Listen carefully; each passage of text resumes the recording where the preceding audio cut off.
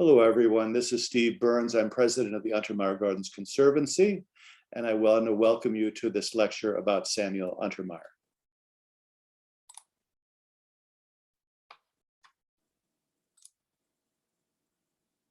Samuel Untermyer was born in 1858 in Lynchburg, Virginia, to German Jewish immigrant parents. The story begins 10 years earlier when a German Jew named Solomon Guggenheimer immigrated to Lynchburg, where he started a dry goods business and in 1847 married Therese Landauer, who had a dowry and whose family were bankers. They had a son named Randolph, but shortly thereafter, Solomon died. Therese then married Isidore Untermyer 3 years later, and together they had 7 children, including Samuel. Isidore ran the family dry goods business, which became known as Guggenheimer and Untermyer. Unfortunately, Isidore was not a good businessman, went bankrupt in 1866, and died shortly thereafter. Therese was entrepreneurial, had separately invested her dowry in real estate in Lynchburg, so was shielded from her husband's bankruptcy. 2 years later, at age 41, she sold that real estate and moved her family to New York City with $10,000, now valued at $180,000. to provide a better education for her children. An observant Jew, she eventually bought several tenement buildings on the east side at Stuyvesant Square, a German part of town, and ran a kosher boarding house. It was said that the young Samuel would go to the docks to hawk his mother's boarding house to disembarking Jews who would personally escort them there. He revered his mother and was very close to her throughout her life. While Samuel had expressed interest as a youth in becoming a rabbi, he later decided to become a lawyer, like his half-brother and older brother. He graduated at age 20 in 1878 from Columbia Law School, but was too young to practice law, so grew a beard to make himself look older. In 1880, Samuel met Minnie Carl, whose parents were also immigrants from Germany, but who was Lutheran. She came from an educated family, but because her parents had divorced, she became a governess to support herself. Jew and Gentile, Samuel and Minnie fell in love and had 2 children born out of wedlock in 1881 and 82, as their love was a forbidden one. In 1883, they were married at Congregation Ahavat Chesed, a predecessor to present-day Central Synagogue. The ceremony likely took place in the current historic building on Lexington Avenue. Given Minnie's Christian background, the rabbi must have been liberal or perhaps was well paid by Untermyer. 2 more children followed in 1885 and 86. Such an interfaith marriage shows an independence of mind and willingness to break convention that characterized Untermyer's thinking for the rest of his life. Samuel Untermyer's half-brother, Randolph Guggenheimer, and older brother, Isaac Untermyer, in the early 1870s, joined a family relative who had a small law firm in New York that did work for the German American community, such as brewers, piano makers, bankers, Jewish and Gentile alike. Unfortunately, that relative was accused of embezzlement and fled the country. Samuel joined them, and in 1883, the 3 of them established the Guggenheimer and Untermyer law firm. The firm flourished, and 3 years later, Samuel was making $100,000 a year. It became a leader not only in litigation, but corporate work as well, eventually becoming the only major Jewish Wall Street law firm. Untermyer was a force of nature, had titanic energy, worked 16 to 18 hours a day, sleeping only 4 to 5 hours a night, and was said to handle more cases than any other lawyer in New York. The firm in its corporate work represented many businesses such as brewers, flour mills, steel makers, steam pumps, and cotton. They set up trusts for paper, wallpaper, printing, mining, railroads, enamel stamping, fruit importing, and oil. They also did significant legal work overseas, especially in England. Untermyer befriended Adolf Ochs, owner of the New York Times, and lent him money, thereby owing shares of the newspaper. He was close to Daniel Guggenheim and arranged for a massive copper industry merger, earning him one of the largest legal fees in history. He brought in clients like William Randolph Hearst, William Rockefeller, the Cohns of Baltimore, the Schubert brothers, Warner Brothers, and William Fox of movie industry fame, and even the Encyclopedia Britannica. This cartoon, in an amazing coincidence, shows my great-grandfather, Judge James Fitzgerald, at the upper right, with Samuel Untermyer in the center of a courtroom involving theatrical impresario David Belasco, who is at the lower left. He became what would now be called a celebrity lawyer. Untermyer was unrelenting, tough, even ruthless in his legal tactics, which, while successful, no doubt earned him enemies. For example, he had to withdraw an application for membership at the Harmony Club because of the threat of a blackball. This was not the first time that his past came back to haunt him. He was full of life, adventurous and curious about the world. He was a major traveler and visited Europe annually. Here is a photo of him with his young family, including a baby, on a tour to Lapland, probably around 1890, a daring guy indeed. In 1899, Samuel and Minnie bought a country house called Greystone in Yonkers from the estate of Samuel Tilden. This estate would become what is now called Untermyer Gardens. Tilden had been the governor of New York, who ran for president of the United States and won the popular election, but was denied the presidency through the Electoral College.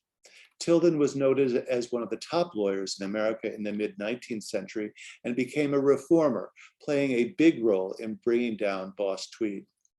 A fascinating coincidence is that Untermyer bought the Tilden estate just as he was making a transition from a cutthroat corporate lawyer to a more public-spirited progressive figure. Untermyer was proud of this connection to Tilden, which he noted on the cover of the invitation to his famous party for 1,800 people at the Democratic National Party convention in 1924. Over the years, the property was expanded to 150 acres, and in 1916, Untermyer hired Wells Bosworth, the architect for Keiket, the Rockefeller family home and garden, to design what he wanted to be, quote, the finest garden in the world. Tended by 60 gardeners and supplied by 60 greenhouses, it was considered the most spectacular garden in America in the 1920s, on whose construction he spent the equivalent of $25 million in today's currency. He spent the equivalent of $325,000 alone on 30,000 rhododendrons. Samuel Untermyer opened the garden to the public one day a week, and in 1933, 30,000 people visited in one of his open days. By 1922, he was worth $50 million, equivalent to $750 million today. A list of the wealthiest families in America at the time placed him as one of the wealthiest Jews, behind only the Guggenheims, Kahns, Schiffs, and Warburgs. He bought a corner lot on Fifth Avenue and 92nd Street, directly across the street from the Felix Warburg Mansion, now the Jewish Museum, and commissioned an architectural design for his own mansion, but it was never built. As I mentioned, at the dawn of the 20th century, Untermyer began a transformation from a more conventional, conservative man of the business world to one who was more progressive. Having made his fortune, he wanted to give back to the people. Previously anti-union, he began associating with Tammany Hall through a friendship with boss Richard Croker, and saw the value of unions. He expressed a kinship with Catholics who were discriminated against, like the Jews, and developed a distaste for the Protestant hierarchy. Untermyer became a major supporter of women's suffrage in 1909. The suffrage drive in New York was especially costly, as its petition drive was the largest in history, as it reached out to every village and hamlet in the state. He was one of 10 men who were important financial donors to the cause, who were called suffragents. Initially, Minnie wasn't sure that she wanted to join the movement, but Samuel persuaded her to change her mind, and news of her involvement drew headline coverage in the New York Times. Untermyer became a supporter of birth control and met with Margaret Sanger in 1916. A supporter of the ACLU, he also backed maternity and insurance benefits for workers and opposed capital punishment. But he never went so far as to support socialism, which he claimed was an unrealistic dream. In the first decade of the 20th century, Untermyer developed a bitter rivalry with J.P. Morgan, who, like many Christians of the day, was pretty anti-Semitic. In 1903, Untermyer prevailed over Morgan in a legal case involving a shipbuilding trust and Bethlehem Steel. In revenge, Morgan was able to dash Untermyer's hope for a Senate seat. Interestingly, based on his knowledge of Bethlehem Steel, Untermyer later purchased 15,000 shares of its stock and became its second largest shareholder, a brilliant investment. While his legal and financial interests were sometimes intertwined, it showed the agility of Untermyer's mind, which served him well throughout his life. One of Morgan's favored hobbies was the raising of champion pet collies, and he won many dog shows. So Untermyer decided to enter the competition and breed his own collies. There was a boom in the collie market, and once he spent the equivalent of $168,000 on a collie puppy. Soon the Untermyer kennel was beating the Morgan kennel, which was covered in the national press. Untermyer gave a major address in 1911 about the problems of money trusts in the US economy, which was developing as a big concern in progressive circles. Deciding that he wanted to do more work on behalf of the public and still hoping for a political career, he seized the opportunity to become the lead prosecutor for the Pujo Money Trust inquiry in the US House of Representatives, a service he rendered without compensation.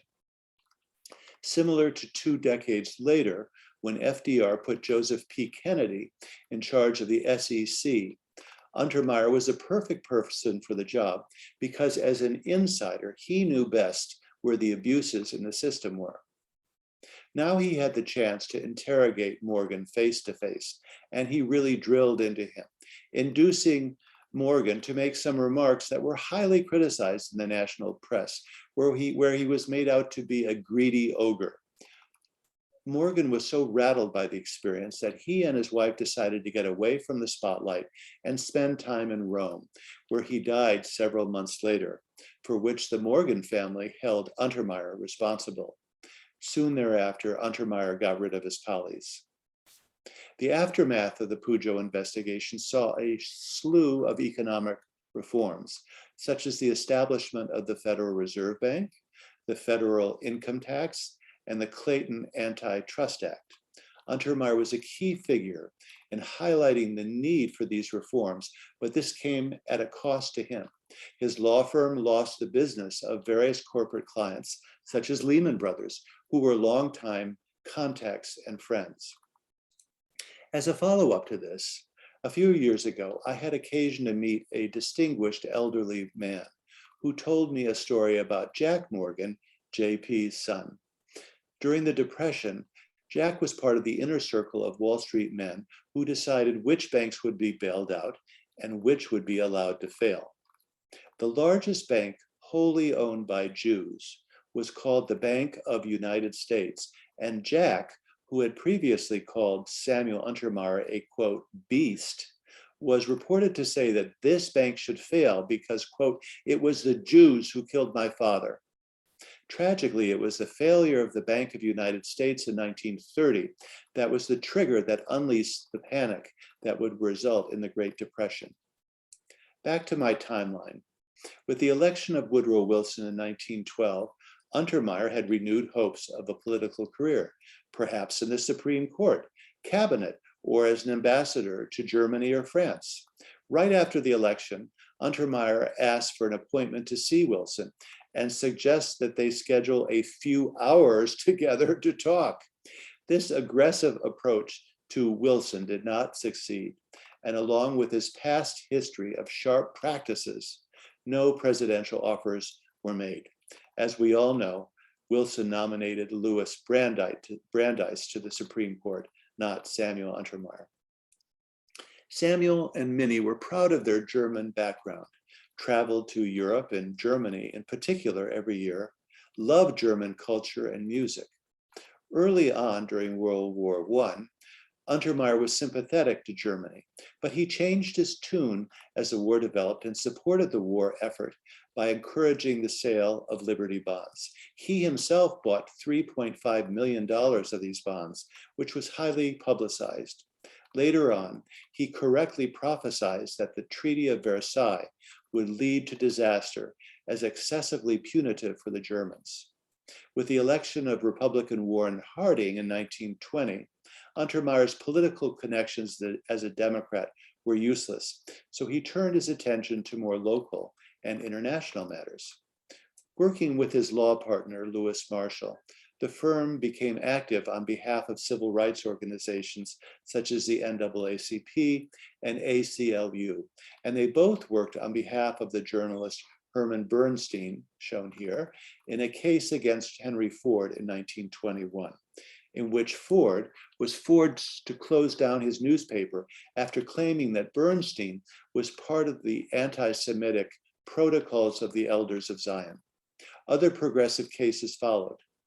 In 1926, he attended what was called the first interracial labor dinner and provided legal representation to the Brotherhood of Sleeping Car Porters, the first African-American union on behalf of higher wages. His firm successfully represented a Black doctor in Texas in 1927 who was prevented from voting. He was an outspoken critic of the Ku Klux Klan as injecting hate against Blacks, Jews, and Catholics. He found it outrageous that the KKK claimed to be for law and order, yet defied all law. Sound familiar? At his death, he bequeathed nearly 2,000 books from his legal library to historically Black Howard University. For many years, he was pro bono counsel to the New York City Transit Commission and worked on the consolidation of the subway system as well as the preservation of the nickel fare. He believed that inexpensive transportation was a given right to everyone, which should be subsidized heavily by the government. To give you a sense of his high energy work ethic, on one vacation, he brought a 6,000-page document to help prepare for a transit case, plus another 6,000 pages in backup information. He was constantly traveling, writing articles, arguing, and giving speeches. You couldn't keep him down. Caroline Seebohm, who wrote a recent book about him in the garden, told me that he was in the New York Times virtually every day for 50 years. In 1925, he criticized Calvin Coolidge for being hypocritical in supporting a new restrictive immigration law. Quote, "How much easier it is to preach than to practice justice, liberality, and brotherly love. For racial and religious bigotry are sometimes an elusive and misleading canker in the human consciousness that more often reveals its unconscious presence in deeds than in words." Untermyer was a prominent and early Zionist and strongly favored Jewish settlement for a homeland in Palestine. In 1922, he was a founder of the American Jewish Congress and became president of the Keren Hayesod, which helped raise money to support Jewish settlement there. He befriended the president of the newly created Hebrew University in Jerusalem and was the head of the committee in New York, which introduced Albert Einstein in 1921 to the wealthy German Jewish crowd in New York in order to raise money for Palestine and the university.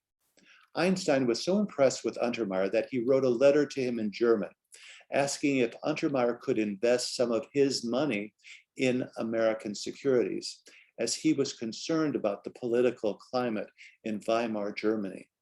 In the letter, Einstein wrote, quote, "I hope and am convinced that your influence on the Zionist development will be beneficial, since you are particularly suited to bring about mutual understanding between the various groups and to helping to turn the whole undertaking in a positive economic and political direction.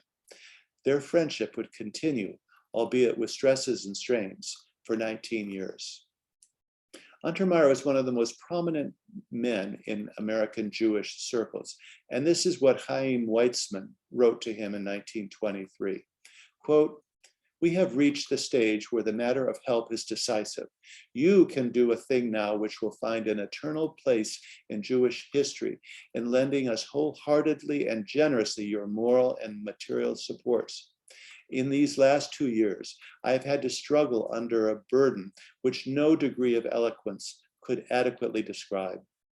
I am willing to carry that burden further, but I believe that if help will not be forthcoming from men of your caliber, the burden will prove too much for us. There is still no one to take your place."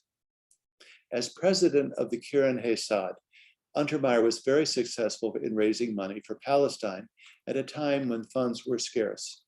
No doubt his prominence lent immense prestige to the cause and helped advance Zionism at a critical time. As an early and committed Zionist, his views were more nuanced than most in that he felt that Jews should coexist peacefully with the Palestinians.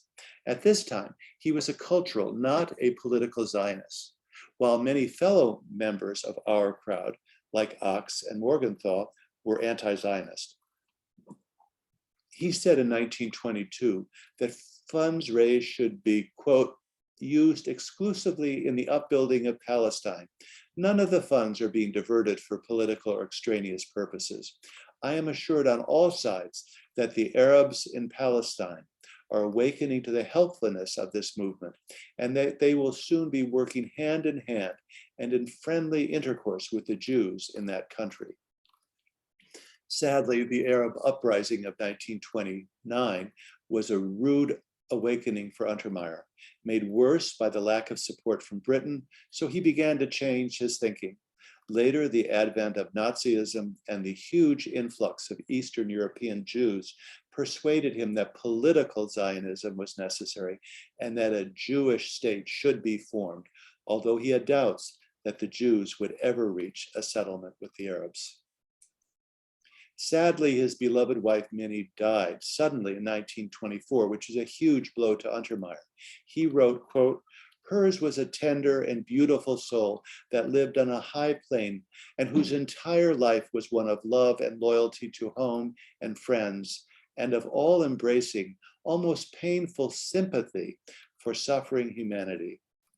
He withdrew from work and decided to take a trip around the world. He also sold 32 acres of prime Palm Beach oceanfront land adjacent to the country club at a 1,000% profit, where he had intended to build a house to rival nearby Vizcaya. Instead of a mansion, he decided to build a most remarkable burial site for Minnie, located on over 1/2 acre at Woodlawn Cemetery, which became a garden in and of itself. This shrine is a fascinating place with allusions to his garden in Yonkers. The approach to the burial site is oblique, up some narrow steps and akin to a temple mount, and the shrine has bronze doors with a splendid sculptural ensemble inside by Gertrude Vanderbilt Whitney. The doors of the shrine remind me of an ark in a synagogue, and they open and close, situated in a structure with a leafy bronze roof, which seems almost Hindu. Inside are 3 figures, a kneeling male, a despairing female, and another female who appears to be resurrecting, symbolizing Minnie. There are several more figures on the outside of the bronze doors with Greek inscriptions below, attesting to brotherhood, friendship, inspiration, pity, and nurturing service, humanistic values that were of utmost importance to Untermyer in his later public life and which he associated with Minnie. The inside of the panels depict flowers similar to those grown by Untermyer at Greystone, such as tulips, roses, and dahlias. The other side of the complex is lined with step terraces, similar to the Italian gardens at Greystone, likely a burial site for succeeding generations of the Untermyer family.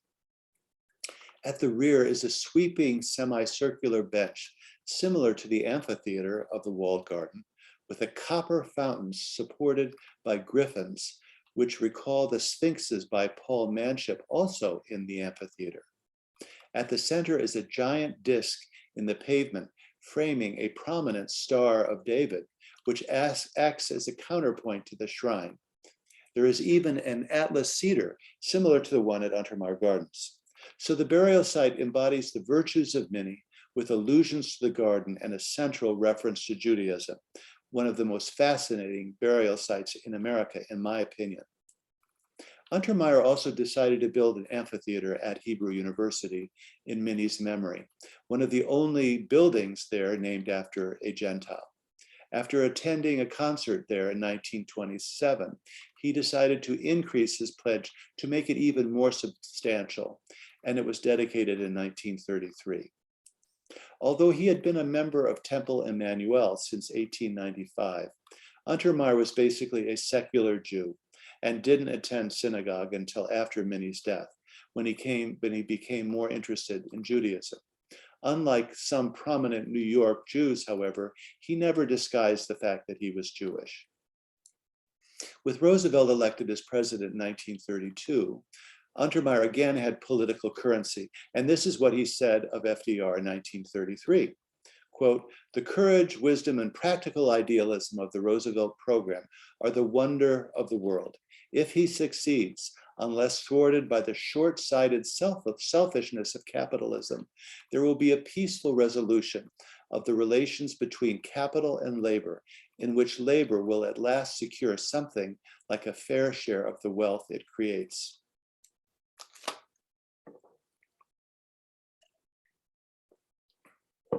With the coming to power of Adolf Hitler in January of 1933, there were many different reactions and many opinions about what to do in the Jewish community.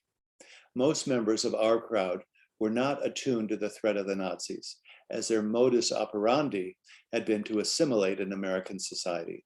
Mainstream German Jewish organizations such as the American Jewish Committee, B'nai B'rith, and Jewish Defense Council were more conservative and felt that the worldwide Jewish community should work on a negotiated solution with the Nazis for fear that they would take action against Jews living in Germany.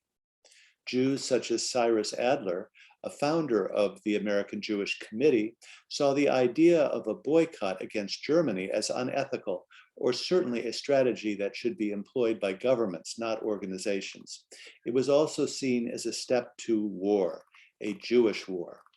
But the idea of a boycott was in the air, and the first move came from a small rabble-rousing group called the Jewish War Veterans, which called for a boycott on March 7th, 1933, shortly after the burning of the Reichstag and Hitler's seizure of emergency powers. The American Jewish Congress, led by Stephen Wise on March 27th, held a rally to protest the Nazis' treatment of the Jews at Madison Square Garden. This infuriated Joseph Goebbels, and on April 1st, he organized a nationwide one-day boycott of all Jewish businesses in Germany, signaling its brutal intentions. As a result of that, and the ouster of Jews from the German civil service, Samuel Untermyer on April 13th gave a stirring address to the American Friends of Hebrew University about organizing a boycott, which he characterized as an effective but defensive strategy against Nazi aggression. He believed that a successful boycott had the potential to bring Germany to its knees economically. Interestingly, it was the less assimilated Eastern European Jews with fresh memories of Russian pogroms who correctly saw danger, and they established the American League for the Defense of Jewish Rights in May. This was to be an organization which was solely dedicated to an economic boycott of Germany and the exposure of Nazi propaganda, and it needed a leader. Given Untermyer's towering status in the Jewish community, his credentials in our crowd, and his great wealth, he agreed at age 75 to become its leader for 5 crucial years. The American Jewish Committee, which was more conservative than the similarly named American Jewish Congress, tried to dissuade Untermyer from taking this on, saying that the problem should be handled by larger, more established organizations. The problem was that they did not support the boycott. The influential Cleveland rabbi, Abba Hillel Silver, was approached by the Congress to join, but as they had not committed to the boycott, he joined Untermyer's League. Silver called the boycott a moral substitute for war and said that the boycott effort must be united. He also believed that the League was better positioned to raise money and have effect than the Congress. On May 10th, the Nazis conducted a mass burning. The Congress and its leader, Stephen Wise, were reluctant about the boycott, but under pressure from Untermyer, finally approved its own separate boycott in August, but failed to set up an effective mechanism to make it work. The 2 main boycotts which emerged, therefore, were Untermyer's League and the Congress, led by Stephen Wise. In September, the World Zionist Organization and the Anglo-Palestine Bank signed a deal called the Transfer Agreement with Germany, in which assets from emigrating Jews would be used to purchase German equipment to be sent to Palestine, which would then be recredited back to them after arrival in Palestine, which was a complicated way for Jews to transfer their wealth out of Germany while still benefiting Nazi Germany economically. The transfer agreement was regarded as a dangerous sellout that undermined the boycott, drawing howls of protest from Untermyer and other boycott organizers, saying that the Jews were selling their souls to the Nazis. In October, Germany withdrew from the League of Nations and formed a plan to annex Western Poland and create a ring of puppet states around it. The newly formed Jewish Labor Committee was outraged by the transfer agreement and sought to fight Nazism with its own boycott. It was led by revolutionary Baruch Vladek, who brought in support of the AFL. Both the League and the Congress tried to ally with him, but at the time he wanted independence. In November, Untermyer changed the name of his organization to the Non-Sectarian Anti-Nazi League to champion human rights. Note that the word Jewish was not in the name, as it was in all of the other organizations. Untermyer believed that the Nazi problem was too big to be confined to the Jewish community and should be treated as a non-sectarian universal crisis. He felt that it was extremely important that the boycott not be perceived as a Jewish boycott leading to a Jewish war. To that end, he recruited influential non-Jews like the Archbishop of Canterbury, Fiorello LaGuardia, Theodore Roosevelt Jr., and others to the cause.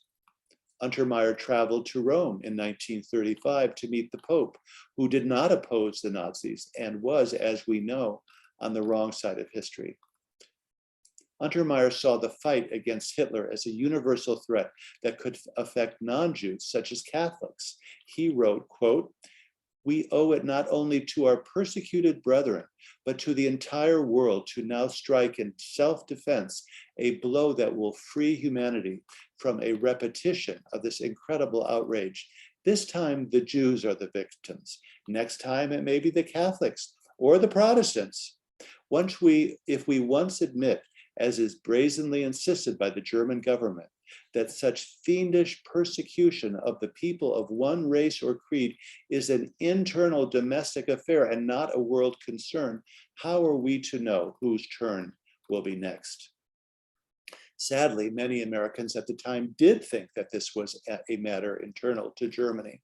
Remember that this was during the Depression, when there was pacifism in Europe and isolationism in the US. And there was real fear by American Jews that the boycott would stimulate Nazi-inspired anti-Semitism in the US, as memories of Henry Ford and Father Coughlin were fresh.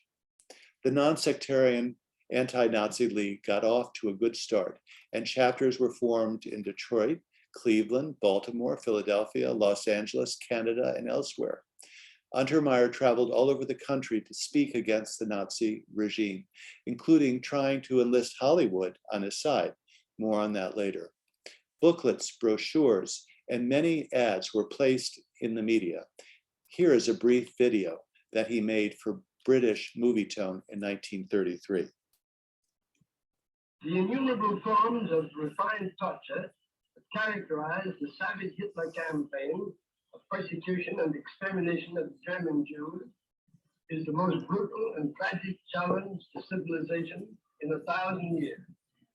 In all the bloody pages of history, nothing so incredibly inhuman and unprovoked was ever inflicted upon a loyal, law-abiding, unoffending people. The only crime charged against the Jews is that they are Jews. Shall the world stand idly by and take no steps to prevent this regression to the Dark Ages? This is no more the fight of the Jews to rescue their crucified brethren than it is the fight of every human being, of every race and creed, against the return of the medieval bigotry into Germany. What then is the remedy? The boycott of all German goods and services is our only remedy. It is our only weapon of defense against the most cruel, wanton degradation and destruction of the vast army of inoffensive human lives ever conceived by the fiendish fanaticism of savages. And so in sheer self-defense, and because there is no alternative, we've now most reluctantly embarked upon a worldwide boycott in which we demand and are receiving the wide support of men and women of all creeds and classes. I beg of you and call on you to do your duty in this solemn cause of humanity. He took the cause overseas by visiting England and Holland, where the British press called him, quote, Hitler's bitterest foe. He was greeted by a rapturous crowd of 5,000 people in August upon his return to New York Harbor, followed by another 10,000 people who lined the streets as his motorcade passed by. Interestingly, Father Coughlin denounced the boycott and later claimed that the Jews started World War II. The League methodically researched retail establishments that were selling German-made goods and asked them to stop. If they didn't, it was publicized and people urged to boycott the store. Interestingly, over time, more Gentile stores observed the boycott than Jewish ones, as the Jewish owners were fearful that their actions would harm Jews living in Germany.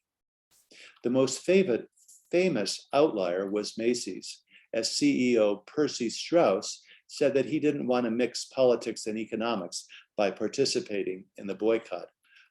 Untermyer therefore wanted to place a full-page ad in the Times criticizing the Jewish-owned department stores for not joining the boycott. But publisher Adolf Ochs refused to take his money and place the ad, probably because the department stores were his biggest advertisers. To raise consciousness and money, a concert was given at Carnegie Hall in support of the boycott. Here is a telegram from Untermyer to the great African-American contralto Marian Anderson, inviting her to perform in 1934, well before she became firmly established as a celebrity in the US. When Albert Einstein arrived by ship in October 1933 to take a job at Princeton, he decided to avoid Untermyer and political controversy by exiting out the back door of the ship, leaving Samuel stranded at the main gangplank, holding a gift of orchids.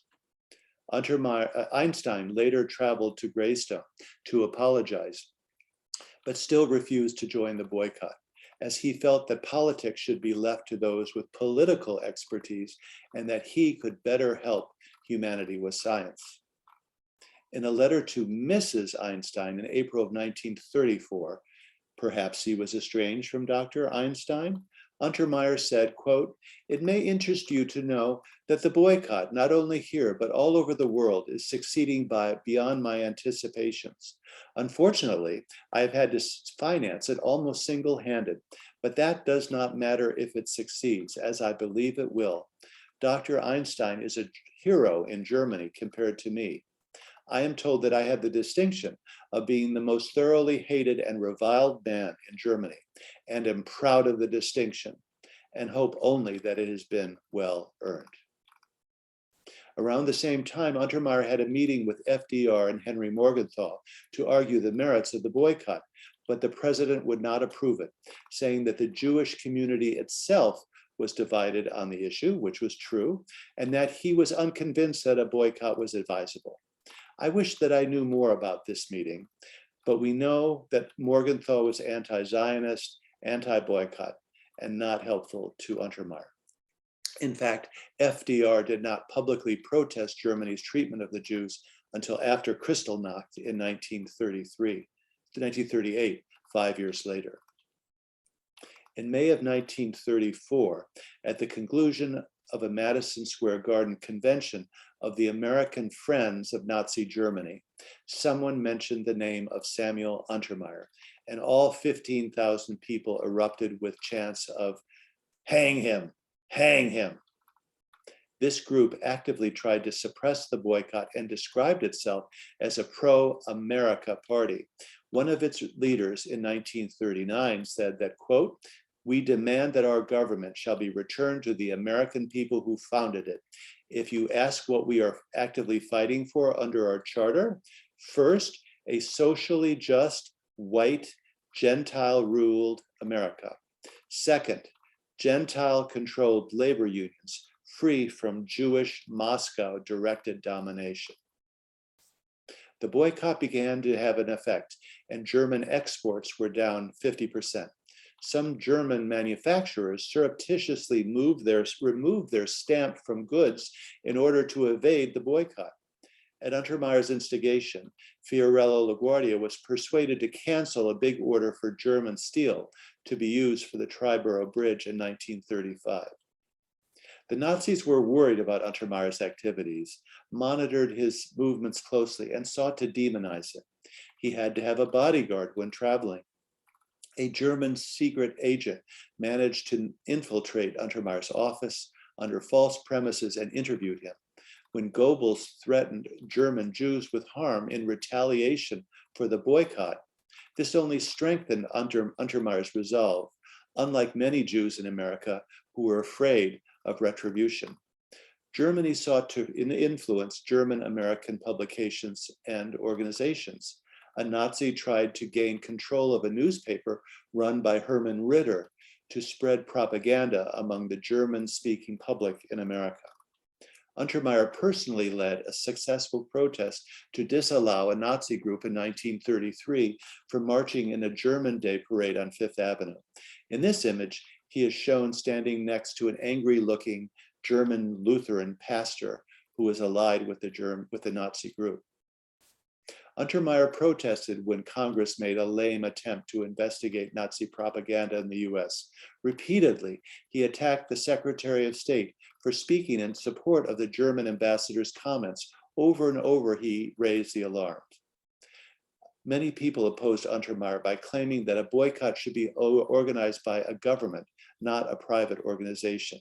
As he said in 1933, quote, "I have given considerable study to this subject, all leading to the conclusion that the Hitler Party is bent upon the extermination of the Jews in Germany or upon driving them out of the country." Felix Warburg, Henry Morgenthau, and Untermeyer's own children opposed the boycott, as did other prominent figures in FDR's government. Untermyer said that Warburg, quote, "shook a feather duster in the faces of the Nazis." Warburg, who had ongoing major business in Germany with a branch office there headed by his brother, wanted to silence Untermyer. Other mainline Jewish organizations did not like Untermeyer's League either, finding fault with its non-sectarian nature. B'nai B'rith didn't join the boycott until 1939.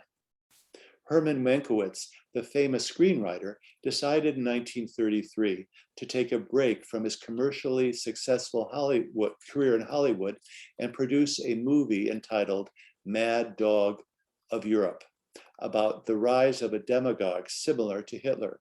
He tried to get the movie made, but the movie companies wouldn't touch it because they didn't want to antagonize Hitler, who said that he would ban the distribution of American movies in Germany if they defied him. Samuel Untermyer was the only person who offered to finance the movie, but the Anti-Defamation League worked to nix the deal, as it feared that the people would see a movie provoking Hitler as a Jewish-instigated plot to start another war. In 1935, the Nuremberg laws defined German citizenship, and relationships between Jews and Aryans were banned. Untermyer called for a boycott of the 1936 Olympic Games, with Governor Alfred E. Smith, a Catholic, joining him. He also contacted Cardinal Mundelein of Chicago to mobilize Catholics for the Olympic boycott. Shortly before the Olympics began, Germany took over the Rhineland. Stephen Wise of the Congress believed resistance should be wholly organized by the Jewish community and opposed Untermyer's insistence that the fight be non-sectarian. In 1936, the Congress and Jewish Labor Committee joined together as a joint boycott council. Right away, they tried to join with Untermyer, but sadly were unsuccessful, and the dispute between Wise and Untermyer was never resolved.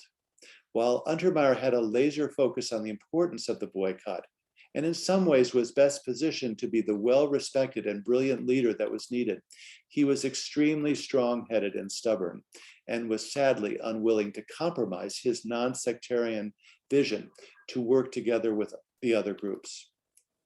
It seems that Samuel Untermyer stood nearly alone, which caused him to lose many friends.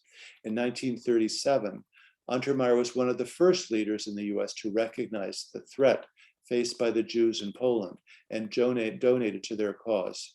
Here's another quote from him with a tinge of desperation.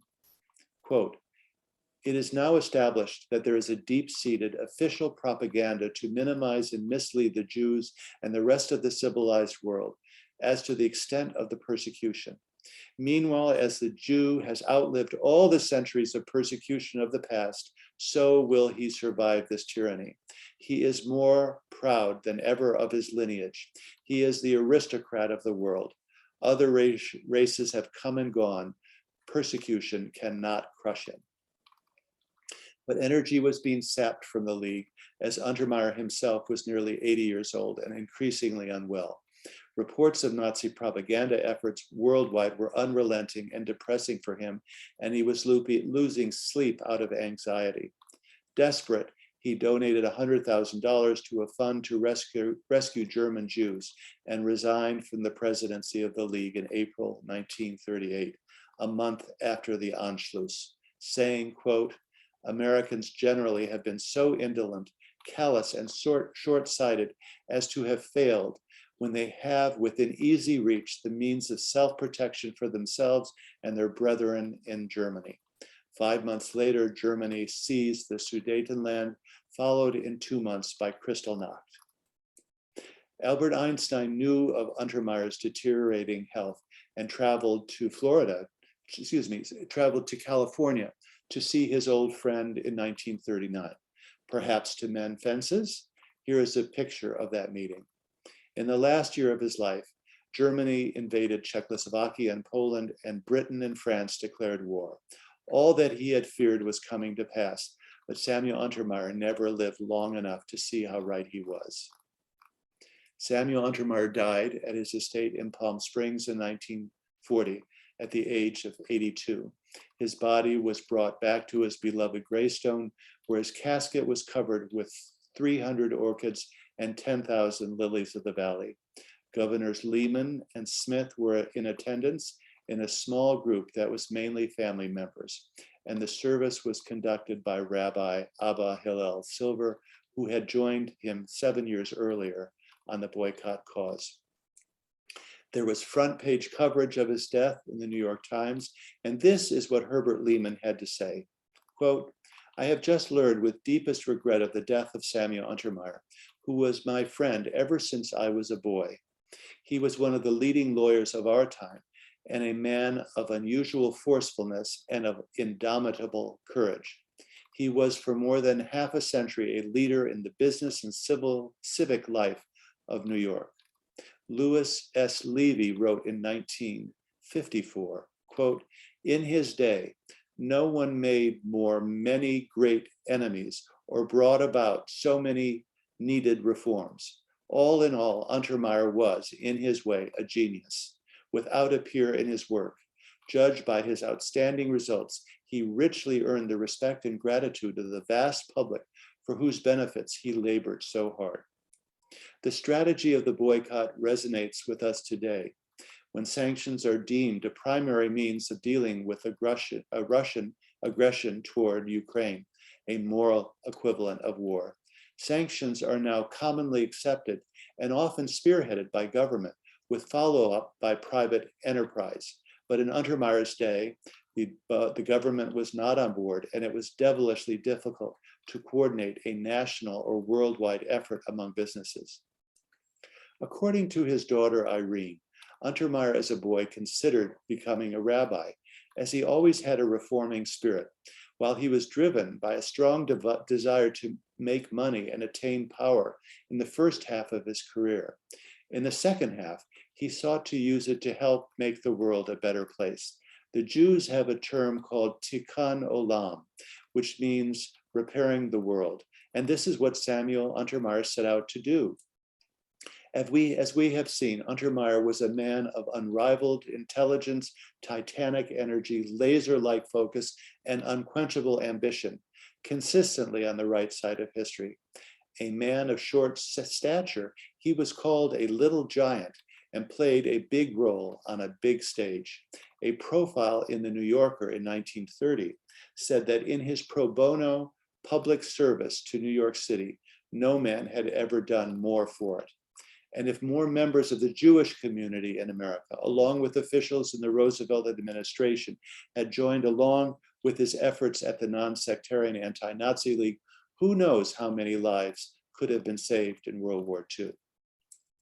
While Untermyer played a significant role in repairing the world at large, I think that it was in his garden that he felt most able to create an ideal world. It may be true that he loved it more than his own children. A writer said of him that his garden was, quote, "an unfailing outlet for his abundant creative energy. There is always something more to do, something that can be bettered. Indeed, one great advantage of the creating of gardens is that you are never finished. A garden is a little world perennially in the process of creation." In 1933, with his health waning and struggling to keep his boycott alive, he unveiled the Sundial Garden, believed to be unique in America. No doubt it gave him some measure of peace to divert his attention there.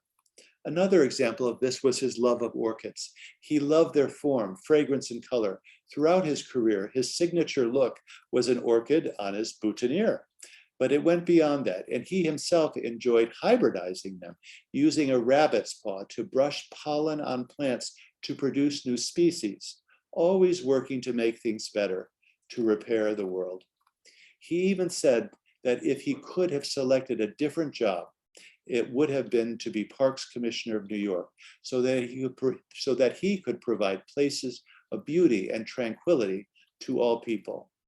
At Greystone, this intense ambition led him to want to create the finest garden in the world. So it was unfortunate that after his death, neither New York State nor Westchester County would agree to accept it as a gift. Instead, the garden greatly declined under the ownership of the city of Yonkers, which was ill-equipped to maintain it. The garden that attracted 30,000 people in one day disappeared from the horticultural map. And 15 years ago, experts in the garden world no longer even knew about it. Without proper maintenance, gardens quickly deteriorate, and in a flash, the Untermyer garden became a garbage-strewn, local hippie hangout, and even worse, a refuge for the son of Sam. Over the past 11 years, the Untermyer Gardens Conservancy, working with the city of Yonkers, has been bringing the garden back better than ever. And in doing so, we are bringing back its creator, Samuel Untermyer. Unlike other great public gardens, such as Longwood, Wave Hill, or Chanticleer, our garden is not called Greystone after the name of the estate, but rather is fittingly named after its creator, Untermyer Park and Gardens. Both garden and man are experiencing a dual renaissance. I will conclude this lecture with before and after shots of the gardens to give you a sense of what has been accomplished by the Conservancy in the past 10 years. This is a picture of the walled garden when it was unveiled in 1917.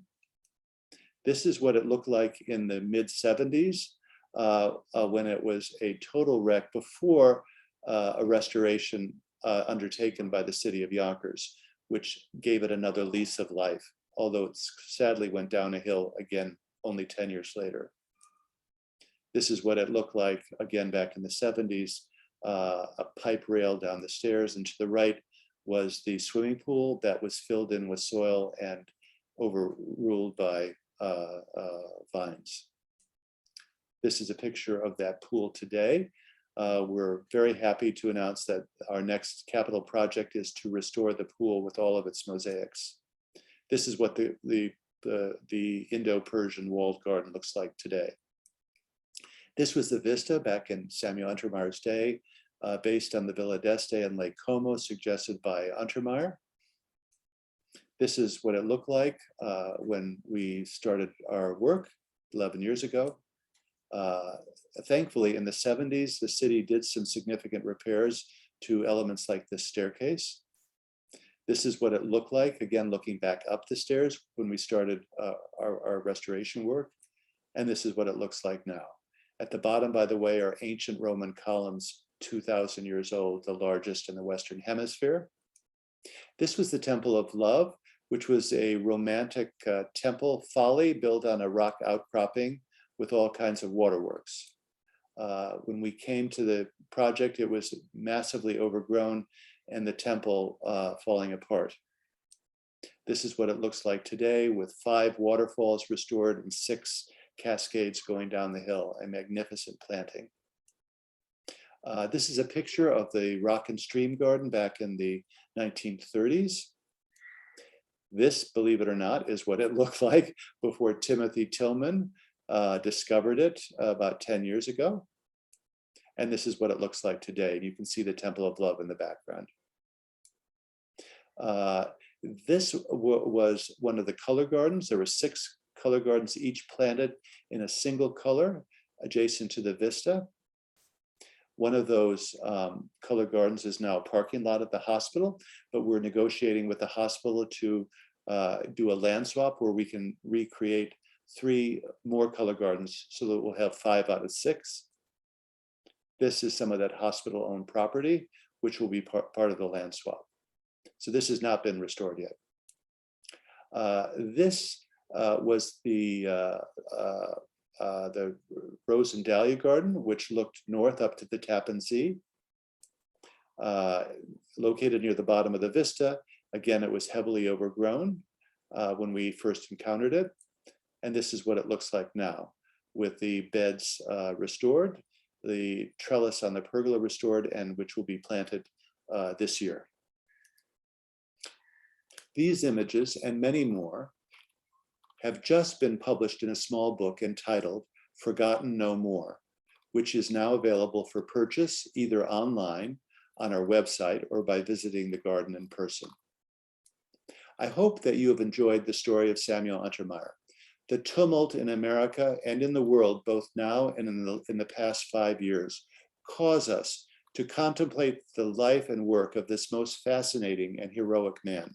His many accomplishments and his creation of this garden give us hope that surely there is a better way for the world to move forward in peace and enlightenment. Thank you very much.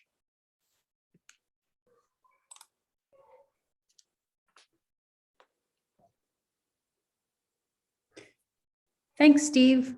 So you received a lot of kudos over the chat and the Q&A.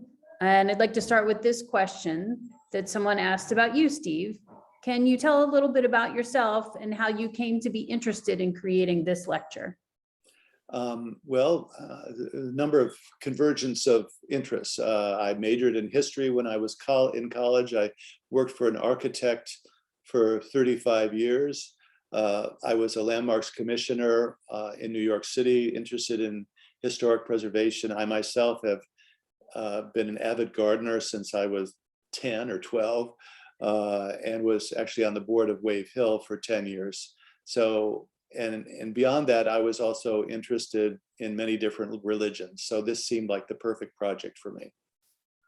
So, someone in the chat commented, "Thank you for finding that wonderful archive film of Untermyer. You've presented us a portrait of such an intelligent, interesting, and progressive man. His message in the 1930s resonates so very much today." So 2 questions about that. 1, where did you find the film? And 2, I know that you've been thinking about how much his message resonates today. So do you want to talk about that a little bit? The video was discovered by Jessica Norman, who was one of our gardeners and an ace researcher. And yes, I think that, of course, we look at what Untermyer was doing in 1933, 34, 35 from the lens of, knowing what happened, with Nazism and the onset of World War II, mainly in the 40s. People didn't know that back then. So they were just going step by step. So I just find it incredible that a man like Samuel Untermyer, probably more than almost anybody, was able correctly to perceive what was going to happen and then to act on it. All right. A few sort of specific questions. Did Samuel and Minnie Untermyer raise their children Jewish? I don't believe so. When she died, her funeral was held at a Unitarian church. I think that the children were raised in a fairly secular way. All right. Did any of the contents of the mansion, Greystone, survive? Someone said that they had a grand piano there. So yes, in fact, the items were auctioned off by Park Burnett. There was a 3-volume set of all the tapestries, the bronzes, the rugs, the furniture, and a lot of garden ornaments were auctioned off. Can you tell us a little bit more about Minnie's work with music in New York City? Well, as she was part of a small group of people who helped really save the New York Philharmonic in 1909 by bringing in Gustav Mahler to be its conductor.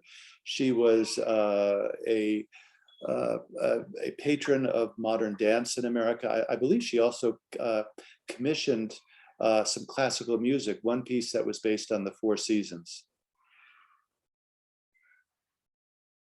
Okay, a couple of related questions. Didn't Isadora Duncan dance in the garden? And then sort of related to that, can you talk a little bit about the Conservancy's summer music programs? Yes, the Isadora Duncan Dance Company performed there in the 20s and again in the 30s. And that actually kind of inspired us to start a concert series last year, which we called the Minnie Untermyer concert series in the beautiful amphitheater overlooking one of the most beautiful gardens in America. It's different types of music, a lot of classical music and dance, as well as Persian and now this year Indian performances, sort of reflecting the different cultural heritage antecedents of the design of the garden. Awesome. So what do you think made Samuel Untermyer such a visionary? Well, I think he was an outsider. He was Jewish at a time when that was, pretty looked down upon. He was, I guess you could say, he was from the South who came north. He was super smart, and he kind of had a built-in sense of honor and truth and morality, and he just went with it. I mean, he fell in love with Minnie, who was Christian, and people just didn't do that back then. And so he was just an incredibly independent person with, I think, a very strong moral compass. You had mentioned that it was said that Samuel Untermyer loved his garden more than his children. So we have a question that asks if Untermyer was estranged from his children at the time of his death. No, not at all. I think he was, he was on decent terms with them. He was very demanding of himself, and I think he, tried to impose his perfectionist standards on them too. And of course, they couldn't live up to that. So maybe he, maybe he didn't, give them as much attention growing up as he might have. But there are a lot of people who, not a lot, but there are a few people who do so much for the world and are involved in so many causes that sometimes their own domestic world gets a little bit short shrift. That said, I think he did really have a great love and a wonderful marriage with Minnie. And this one's maybe a little bit related to that. What happened with Samuel's huge fortune? I think he died quite well off. The papers talked about $6 million, but in his estate, but there was a lot more, I think, that had been already given away in trust to his children. So they were very, very well provided for. All right, and I think one final question to wrap up. What are your plans for the next phases of the garden? And how much funding are you seeking for the Conservancy in order to meet the goals that you have? So as I mentioned, we're going to be restoring the Persian pool in the next 2 years. We hope to effect that land swap with the hospital next door to restore the color gardens. We intend to build a whimsical stumpery in the woods, which will be an amazing fantasy that I think children will like especially. There's another low-lying area where we hope to create a pond, which will have what we're calling, it'll be called the Quiet Garden, which will be Japanese inspired without being a Japanese garden. All right, that pretty much sums up the questions that we have. Well, thank you very much. It was a delight to speak to you, and I hope you all come see the garden. You won't be disappointed. Thank you very much.